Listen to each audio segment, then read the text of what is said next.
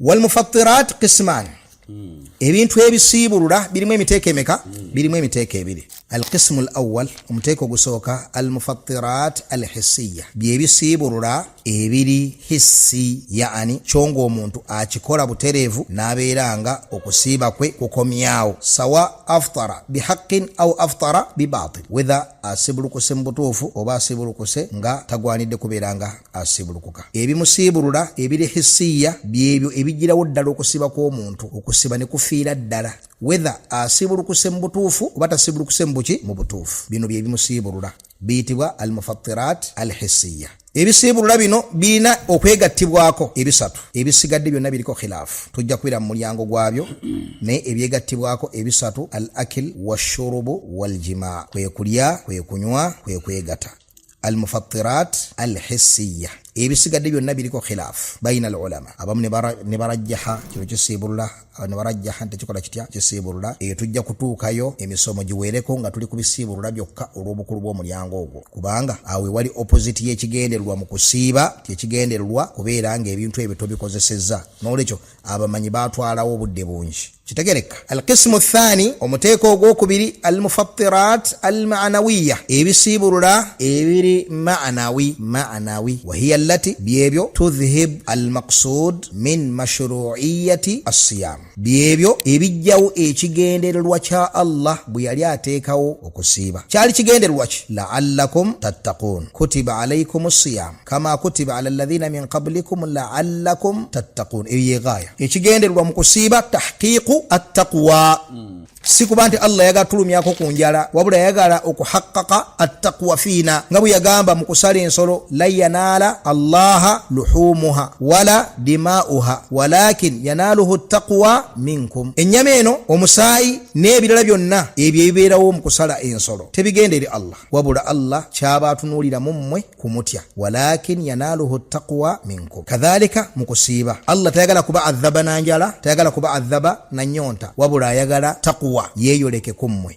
Kaakati buli kintu kyonna ekijjawo ekigendererwa ekyo mu mashru'iyya y'okusiiba kigwa minal mufattirat almaanawiya, mwebyo ebisiibulula ebyamakulu. Kakati ebisiibulula ebyamakulu byawukanirawa n'ebisiibulula biri ebiri hissi byetukoonyeeko akatono ebigenda okujja mu maaso mu butongole mu bugazi, byawukanirawa. Almufattirat alhissiya, bino ebiri hissiya omuli okulya, okunywa, okwegatta, bijjirawo ddala okusiiba ne kubeera nga kufudde ne kukusigala mu nsingo, kufudde kukusigadde mu nsingo. Allah agenda kukubanja okusiiba kwo nga kwo yawmal qiyama singa ova ku nsi kuno nga tutereezezza mbeera eyo. Kitegereka. Walmufattirat almaanawiya tudhhib ajra as-sawmi wa tunqisuhu, mufattirat eziri maanawiya zo zitwala empeera z'okusiiba biqadari al-ma'siya, okusinzira ku kyokoze. Yani si nti omuntu agudde mu mukhalafa alina kyagudde mu ebyo ebigwa mu muteeko guno nti olwo okusiiba kwe kufaananye nga alidde oba anywedde oba yeegasse.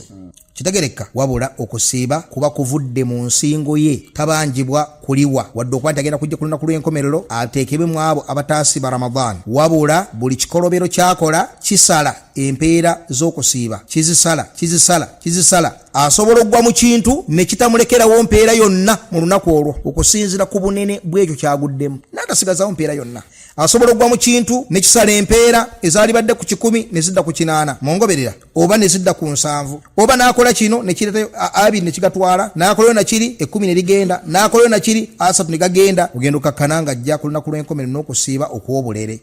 Kati ezito almufattirat almaanawiya tezijjaawo al-ijza kwe kubeera nti sakata at-talab, tokyabanjibwa kusiiba, ko kusiiba wasiibye, tolagirwa kuliwa, naye empeera zigenda. Lwaki? Kubanga maasi gano g'otambuliddemu gafunzizza era g'onoonye empeerayo okusinzira ku ekyo obeera oguddemu. Kakati almufattirat almaanawiya zeziriwa nga ki? Mu bufunze ye maasi yonna, naye ate okusiiba kukosebwa nnyo amaasi ag'olulimi. Kyava agamba alayhi salatu wassalam, man lam yada قول الزور والعمل به والجهل فليس لله حاجة أن يدع طعامه وشرابه. الله تلينا بيتاف إليويو آتاريكا قول الزور kullu maasi al-lisan wala qawla az-zur ya kullu maasi al-lisan mukhalafati zonna ezorulimi min al-ghiba wan-namima ghiba chichi okugeya naam dhikiruka akhaka bima yakra okugera ku muganda okyatama kyonna kiweke okumwogera ko nga wali ebira ghiba nga singa abadde twali kyogedde ebira ghiba wan-namima kwe kubeera ng'otambuza ebigambo wakati w'abantu ala wajhi al-ifsad ebigambo bacyankalanya ne byonna wakati waabwe wasibabu okuvuma okuwemula okuyimba maasi lisan ebintu byonna ebitakkirizo biyita kuki kulim byonna bigwa mu qawla zo wal amala bihi wal jahl falaysa lillahi haja an yada ta'amahu wa sharaba nikitegeeza nti nno maasi yonna ku musiibi esala empeeraze bawula bagamba nti kana salaf yaturukuna an-nasa fayakifuna fil masajid abasalaf balongofu abantu kulembera bewalanga abantu basengukanga abantu ne wabeera mu mizikiti mu Ramadan nga bagamba ki no hafiz ala siyamina twagala kuuma kusiba kwaffe gyokoma okugenda mu katale gyokoma okudde eno gyokoma okudde eno nga wasiibye gwe gyokoma